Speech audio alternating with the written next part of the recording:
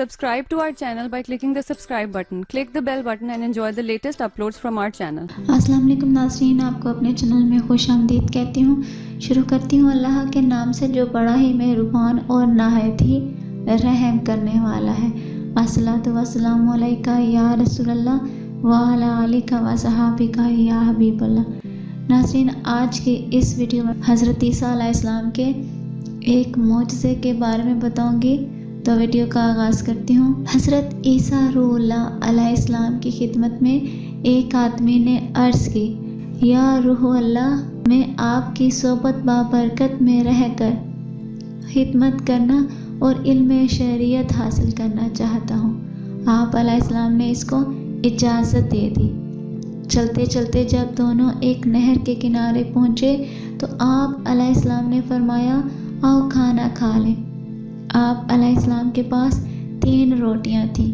جب ایک ایک روٹی دونوں کھا چکے تو حضرت عیسیٰ روح اللہ علیہ السلام نہر سے پانی نوش فرمانے لگے۔ اس شخص نے تیسری روٹی چھپا لی۔ جب آپ علیہ السلام پانی پی کر واپس تشریف لائے تو روٹی موجود نہ پا کر آپ نے پوچھا کہ تیسری روٹی کہاں گئی؟ اس نے جھوٹ بولتے ہوئے کہا، مجھے نہیں معلوم۔ آپ علیہ السلام خاموش ہو رہے۔ تھوڑی دیر بعد فرمایا، آؤ آگے چلیں۔ راستے میں ایک ہرنی ملی جس کے ساتھ 2 بچے تھے۔ آپ علیہ السلام نے ہرنی کے ایک بچے کو اپنے پاس بلایا، وہ آ گیا۔ آپ علیہ السلام نے اسے ذبح کیا، بھونا اور دونوں نے مل کر کھایا۔ گوشت کھا چکنے کے بعد آپ نے ہڈیوں کو جمع کیا اور فرمایا، کم بِإِذْنِ اللہ۔ ہرنی کا بچہ زندہ ہو کر اپنی ماں کے ساتھ چلا گیا۔ آپ علیہ السلام نے اس شخص سے فرمایا، تجھے اللہ پاک کی قسم جس نے مجھے یہ معجزہ دکھانے کی قدرت عطا کی، سچ بتا وہ تیسری روٹی کہاں گئی؟ وہ بولا، مجھے نہیں معلوم۔ فرمایا، آؤ آگے چلیں۔ چلتے چلتے وہ ایک دریا پر پہنچے اور بیٹھ گئے۔ آپ علیہ السلام نے اس شخص کا ہاتھ پکڑا اور پانی کے اوپر چلتے ہوئے دریا کے دوسرے کنارے پہنچ گئے۔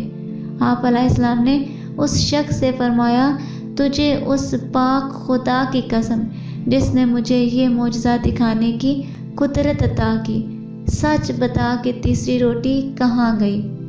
وہ بولا، مجھے نہیں معلوم۔ آپ علیہ السلام نے فرمایا، آؤ آگے چلیں۔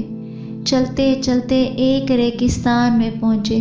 آپ علیہ السلام نے ریت کی ایک ڈھیری بنائی اور فرمایا، ہے ریت کی ڈھیری، اللہ پاک کے حکم سے سونا بن جا۔ وہ فوراً سونا بن گئی۔ آپ علیہ السلام نے اس کے 3 حصے کیے، پھر فرمایا، یہ ایک حصہ میرا ہے اور ایک حصہ تیرا اور ایک اس کا جس نے وہ تیسری روٹی لی۔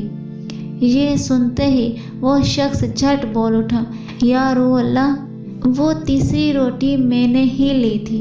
آپ علیہ السلام نے فرمایا، یہ سارا سونا تو ہی لے لے۔ پھر اس کو چھوڑ کر آگے تشریف لے گئے۔ یہ شخص سونا چادر میں لپیٹ کر اکیلا ہی روانہ ہوا۔ راستے میں سے 2 شخص ملے۔ انہوں نے جب دیکھا کہ اس کے پاس سونا ہے تو اس کو قتل کر دینے کے لیے تیار ہو گئے تاکہ سونا لے لیں۔ وہ شخص جان بچانے کی خاطر بولا، تو مجھے قتل کیوں کرتے ہو؟ ہم اس سونے کے 3 حصے کر لیتے ہیں اور ایک حصہ بانٹ لیتے ہیں۔ وہ دونوں شخص اس پر راضی ہو گئے۔ وہ شخص بولا، بہتر یہ ہے کہ ہم میں سے ایک آدمی تھوڑا سا سونا لے کر قریب کے شہر جائے اور کھانا خرید کر لے آئے تاکہ کھا پی کر سونا تقسیم کر لیں۔ چنانچہ ان میں سے ایک آدمی شہر پہنچا، کھانا خرید کر واپس ہونے لگا تو اس نے سوچا، بہتر یہ ہے کہ کھانے میں زہر ملا دوں تاکہ وہ دونوں کھا کر مر جائیں اور سارا سونا میں ہی لے لوں۔ یہ سوچ کر اس نے زہر خرید کر کھانے میں ملا دیا۔ ادھر ان دونوں نے یہ سازش کی کہ جیسے ہی وہ کھانا لے کر آئے گا ہم دونوں مل کر اس کو مار ڈالیں گے اور پھر سارا سونا آدھا آدھا بانٹ لیں گے۔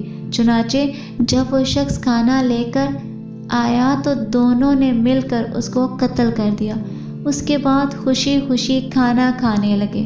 ابھی وہ کھانا کھا ہی رہے تھے کہ زہر نے اپنا کام کر دکھایا اور یہ دونوں بھی تڑپ تڑپ کر ٹھنڈے ہو گئے اور سونا جوں کا توں پڑا رہا۔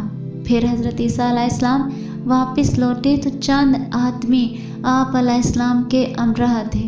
آپ علیہ السلام نے سونے اور تینوں لاشوں کی طرف اشارہ کر کے ہمراہیوں سے فرمایا، دیکھ لو دنیا کا یہ حال ہے، بس تم کو لازم ہے کہ اس سے بچتے رہو۔ ناظرین، دیکھا آپ نے دولت کی محبت کیسے کیسے گل کھلاتی اور گناہوں پر اکساتی ہے، در بدر پھراتی بھی ہے، لوٹ مار بھی کرواتی ہے، حتیٰ کہ لاشیں گرواتی ہے، مگر کسی کے ہاتھ نہیں آتی، اور اگر آتی ہے تو بے حد ستاتی اور خوب رلاتی ہے۔ لہٰذا ہمارے اسلاف رحم المحبین مال و دولت کے معاملے میں نہایتی محتاط تھے۔ چنانچہ حجت الاسلام حضرت امام محمد غزالی علیہ رحمۃ اللہ فرماتے ہیں، حضرت حسن بصری علیہ رحمۃ اللہ فرماتے ہیں، خدا کی قسم جو درہم کی عزت کرتا ہے اللہ رب العزت اسے ذلت دیتا ہے۔ ناظرین، دوسرا منقول ہے، سب سے پہلے درہم و دینار بنے تو شیطان نے ان کو اٹھا کر اپنی پیشانی پر رکھا، پھر ان کو چوما اور بولا، جس نے ان سے محبت کی وہ میرا غلام ہے۔ حضرت سمیت بن عجلان علیہ رحمۃ المنان نے فرمایا، درہم و دینار منافقوں کی لگامیں ہیں، وہ ان کے ذریعے دوزخ کی طرف کھینچے جائیں گے۔ جناب حضرت یحییٰ بن معاذ رضی اللہ عنہ فرماتے ہیں، درہم بچھو ہے، اگر تم اس کے زہر کا اتار نہیں جانتے تو اسے مت پکڑو، کیونکہ اگر اس نے ڈس لیا تو اس کا زہر تمہیں ہلاک کر دے گا۔ عرض کی، اس کا اتار کیا ہے؟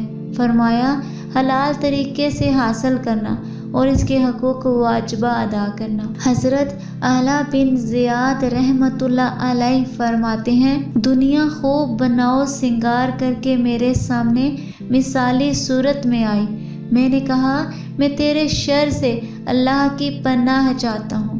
وہ بولی، اگر آپ مجھ سے محفوظ رہنا چاہتے ہیں تو درہم و دینار سے نفرت کیجیے، کیونکہ درہم و دینار وہ چیزیں ہیں جن کے ذریعے آدمی ہر قسم کی دنیا حاصل کر سکتا ہے، لہٰذا جو ان دونوں سے صبر کرے گا یعنی دور رہے گا وہ دنیا سے بھی صبر کر لے گا۔ مزید امام محمد غزالی رحمۃ اللہ علیہ نے عربی اشعار نقل کی ہیں، ان کا ترجمہ ہے، میں نے تو پا لیا ہے، بس تم بھی اس کے علاوہ کچھ اور گمان مت کرو، اور یہ نہ سمجھو کہ تقویٰ اس درہم کے پاس ہے، تو جب تم اس پر قادر ہونے کے باوجود اسے ترک کر دو تو جان لو کہ وہ تمہارا تقویٰ ایک مسلمان کا تقویٰ ہے۔ کسی آدمی کی قمیص پر لگے ہوئے پیوند یا پنڈلی سے اوپر کی ہوئی شلواریں یا اس کی پیشانی جس میں نشانات ہوں کو دیکھ کر دھوکہ نہ کھانا، یہ دیکھو کہ وہ درہم سے محبت کرتا ہے یا اس سے دور رہتا ہے۔ آج کی اس ویڈیو میں اتنا ہی، دعاؤں میں یاد رکھیے گا، ملتے ہیں اگلی ویڈیو میں، تب تک کے لیے اللہ حافظ۔